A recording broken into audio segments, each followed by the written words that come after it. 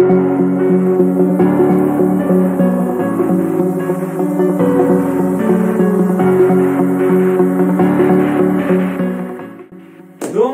la rubrique rappel des faits.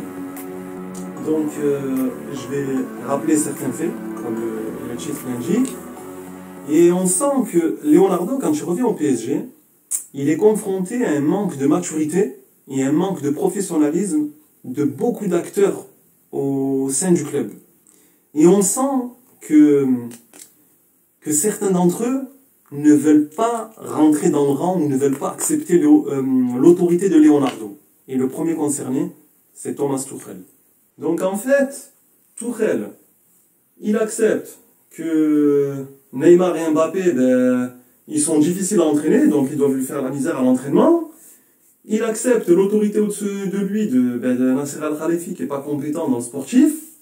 Mais il n'accepte pas, et même certains supporters n'acceptent pas, qu'on prenne Leonardo pour remettre de l'ordre en fait. Parce que quand Leonardo n'est pas là, tout le monde dit ouais, il faut un mec qui va valoriser l'institution, qui va faire en sorte que l'institution soit plus forte. Et là, il y a Leonardo, et beaucoup ne sont pas d'accord avec lui. T'as tous les fous, quand Tuchel et Emery ont gagné la Ligue des Champions et l'Europa League. Ouais, ils ont gagné ailleurs, mais au PSG, ils ne gagnaient pas, les gars.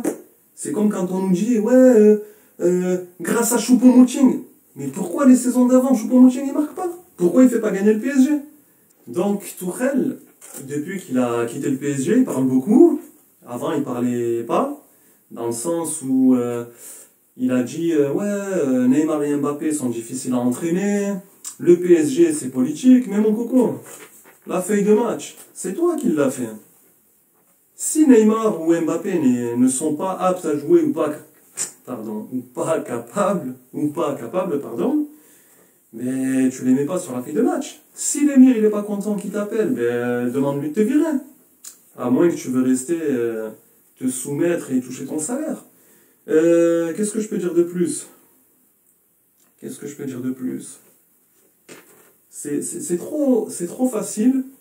C'est comme dans une bagarre dans la rue, tu t'es fait éclater, et après tu dis à tes potes, ouais, mais je voulais faire high kick, double kick. Non, fallait faire. Pourquoi après tu parles? Fallait faire. Et on l'a vu, la mise au vert contre Manchester United, elle n'est pas faite. Les joueurs sont livrés à eux-mêmes, ils viennent en voiture au stade. Tu sais que c'est très électrique, il y a une grosse attente, et les joueurs ils repartent comment une fois qu'ils ont perdu? C'est un manque de professionnalisme. Et tout ça, Leonardo, il arrive, il le voit. Et c'est ce même Tuchel qui a attaqué la direction. Il a attaqué Nasser Al-Khelaifi et Leonardo. Pourquoi? C'est ton directeur sportif. On sait tous que Leonardo ne va pas garder Tuchel. Mais regardez Carlo Ancelotti.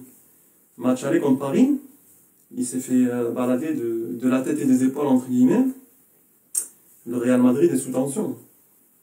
Et pourtant, Carlo, il est calme. Il n'attaque pas sa direction. Mais il y a clairement un manque de maturité chez Tuchel. Il va à Chelsea, mais tout est carré, parce que Roman Abramovich, il a mis de l'ordre. Il arrive, il y a une direction, il s'y plie. Là que le PSG cherche à franchir un cap, à être solide, on va dire, dans son administration ou dans sa hiérarchie, Tuchel ne veut pas l'accepter. D'accord. Donc Leonardo, ses responsabilités, c'est au sein du club, mais c'est aussi les attaques émanant de l'extérieur. On a pu voir Zlatan Ibrahimovic, quand pas plus tard que l'été dernier, il a attaqué pour lui prendre, entre guillemets, son poste de directeur sportif. Et Leonardo, dans la foulée, il lui renvoie une rafale, on va dire, en lui disant écoute, on attend toujours que tu remercies le PSG pour tout ce que le PSG t'a donné. Il y a les attaques aussi de médias qui tous les jours n'arrêtent pas, tous les jours. C'était quand la dernière fois qu'il a donné une interview à l'équipe? C'était pour...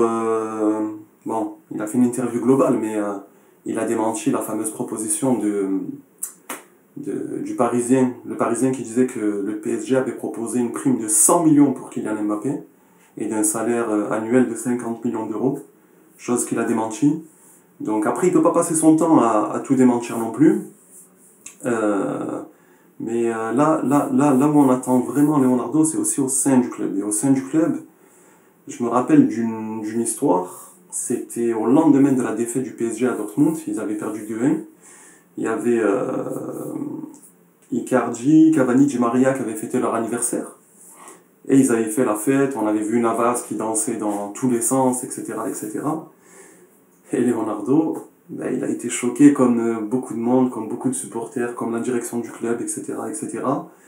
Et il les a convoqués. Il les a convoqués et il leur a passé une soufflante. En gros, vous êtes des malades. Vous prenez une défaite à Dortmund, vous allez faire la fête, vous mettez ça sur les réseaux sociaux, c'est un timing plus que mauvais, quoi. Et il y a Navas qui va lui rentrer dedans, qui va lui dire, écoute, Leonardo, c'est comme ça qu'on va créer une ambiance de groupe, en tissant des liens, en faisant la fête, nanana. Et finalement, Navas va finir par s'excuser. Et Leonardo, il leur dit clairement. En gros, Leonardo, il leur dit, si vous n'êtes pas concerné par le projet du PSG, vous pouvez vous en aller. Et ils ont pas aimé. Mais il a raison de dire les choses clairement. Mais nous, encore une fois, dans ce folklore franco-français, on voudrait que tout se passe sur la place publique. Mais non, c'est pas possible. C'est pas possible. Le problème du PSG, il est dans le vestiaire, il est entre guillemets communautaire. C'est qu'il y a beaucoup de Sud-Américains. Je dis pas que les Sud-Américains sont mauvais, mais on a pu le voir à Barcelone. Quand il y a une trop grande communauté, on l'avait vu avec les Hollandais, ils prennent le dessus dans le vestiaire, etc., etc. Après, on a vu deux grosses communautés aussi à l'Inter, brésiliens et argentins, qui ont gagné la Ligue des Champions, mais pourquoi ne pas essayer de gagner la Ligue des Champions dans la facilité plus que dans la difficulté?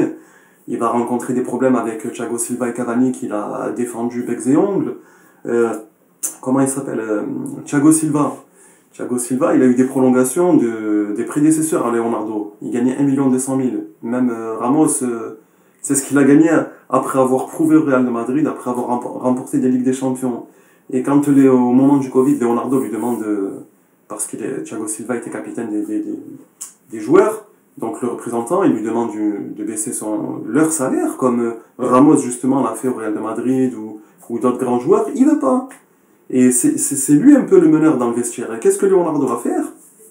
Ben, il rencontre des difficultés avec lui, avec Cavani aussi, qui un coup je pars pas. Il veut un salaire élevé alors que le Covid ne permet pas. Dans les tribunes, il n'y a plus personne. Les revenus sont en chute libre, etc. Ben, il les fait partir. C'est normal, parce que tu peux pas... C'est dans les moments comme ça que tu dois t'affirmer. Et on regarde bien, depuis toutes ces altercations avec les Sud-Américains, Leonardo n'a pas pris de Sud-Américains. On l'a contraint à prolonger Neymar, qui est le fer de lance du projet, entre guillemets, des Qataris. Messi, ça a été une opportunité que les Qataris lui ont imposée, QSI, pour parler avec les bons termes. Donc, en dehors de ça, Leonardo, il change de cap, clairement. Donc, on a vu aussi que lorsque Leonardo a négocié le transfert de Hakimi, quand il était encore à l'Inter, il a tenté d'inclure Paredes. Et Paredes, plus d'une fois, il a tenté de l'inclure dans des transferts. Donc on sent vraiment ce changement de cap. Et donc c'est aussi pour ça qu'on entend dans pas mal de quotidiens ou pas mal de rumeurs que le PSG veut franciser son vestiaire. On entend même des noms étrangers comme Milinkovic-Savic. Pour ce qui est des Français, on entend parler de Pogba, Tchouaméni, etc., etc. Donc on a conscience peut-être que Leonardo et la direction en général ont décidé de changer de cap, tout simplement.